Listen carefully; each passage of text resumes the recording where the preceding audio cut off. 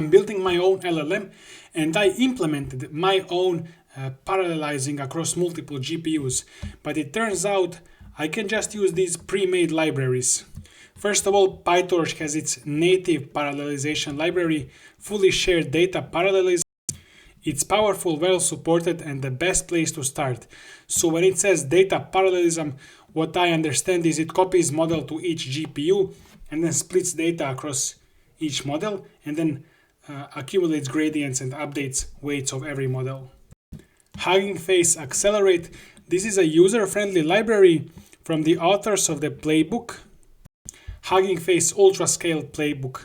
It's a wrapper around PyTorch FSDP, DeepSpeed, and other backends. It simplifies the code by handling all the distributed setup boilerplate for you. You just write your standard PyTorch training loop, and Accelerate adapts it for distributed training. This is highly recommended for getting started. So here we got Hugging Face Accelerate. It's a PyTorch-based library designed to simplify and democratize distributed training and inference of deep learning models across various hardware and compute environments.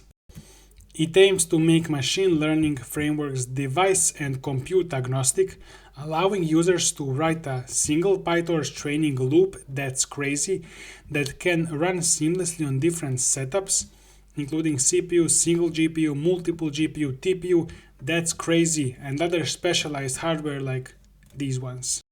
DeepSpeed, a library from Microsoft that pioneered the zero optimizations. It's extremely powerful and integrates well with PyTorch.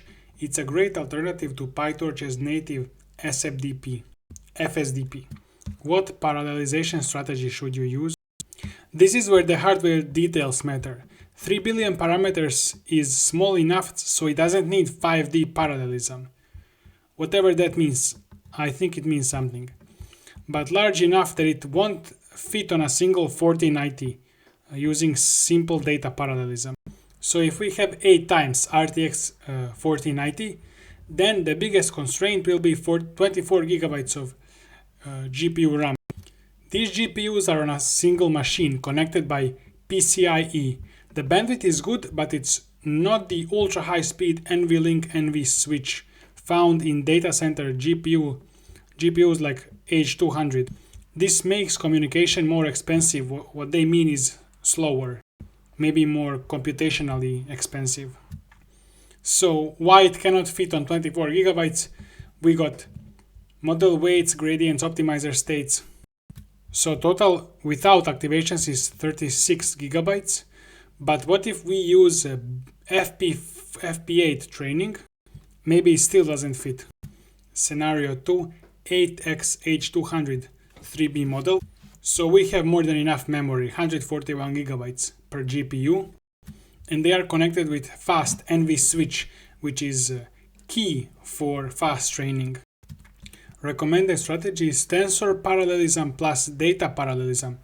Here your goal is not fitting the model in memory, but maximizing training speed throughput. Tensor Parallelism, if you don't know, is splitting the model onto different GPUs.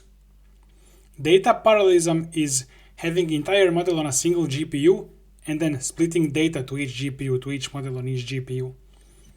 Tensor Parallelism is splitting the model onto multiple GPUs, so you have a single matrix.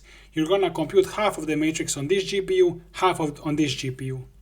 Or you can divide onto 8 parts, 8 GPUs.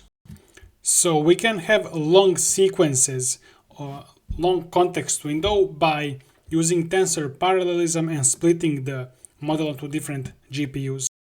If we scale from one node of 8 GPUs to, let's say, 8 nodes, then we can use tensor parallelism on one node, 8 GPUs, but then data parallelism on the 8 nodes. So each node contains one copy of the model. It says here, forget the custom distributed optimizers that I asked it if I should write my own. Use Hugging Face Accelerate or PyTorch FSDP directly. So Hugging Face Accelerate is more automatic and requires less involvement from you than PyTorch FSDP. If I just use Hugging Face Accelerate, so much of my parallelization code is just removed. You see how much red there is. Nothing is parallelized, my bro. It's just using one GPU. What's happening here? Okay, you need to actually run with accelerate launch and then your script name. I didn't do that. So now it's actually balanced. I like this. It just halved my numbers, lines of code. I think I had like 1,000, now I have 500 something. This one has 1,288. And we just accelerate. We have less than half that.